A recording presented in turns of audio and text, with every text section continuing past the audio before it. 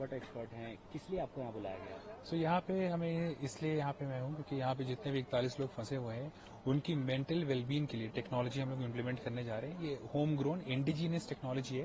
हालांकि मेरा बहुत ही छोटा सा एक रोल है, बट एक बहुत इंपॉर्टेंट रोल है, क्योंकि जब अंदर कोई इतने दिनों तक फंसा रहता है तो उसकी मानसिक जो हालत होती है वो बहुत ही असंतुलित हो जाती है।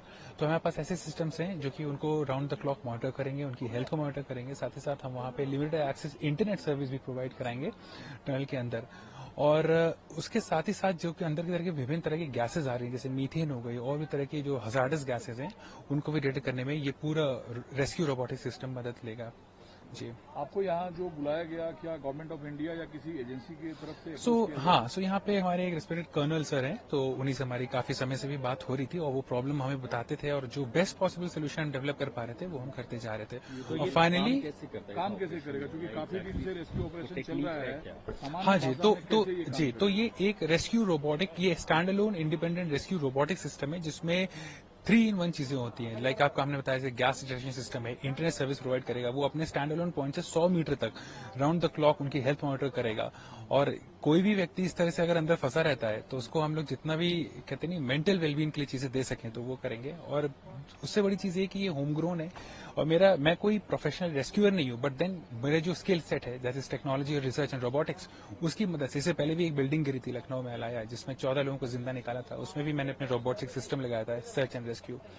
सो एक देश के नागरिक होने की मेरी जिम्मेदारी बनती है कि मैं ऐसे कठिन वक्त पे मैं आऊँ। मैं लखनऊ से यहाँ आया हूँ। ये टेक्नोलॉजी थर्मल स्कैनिंग पे काम करती है, कोई डिवाइस उन तक भेजा जाए? जी बिल्कुल, तो ये एक रिस्पॉन्डर सिस्टम है जो कि स्टैंड अलोन यही रहेगा और फिर 100 मीटर की लेंथ पे हमारे बाकी सेंसर्स आगे जाएंगे।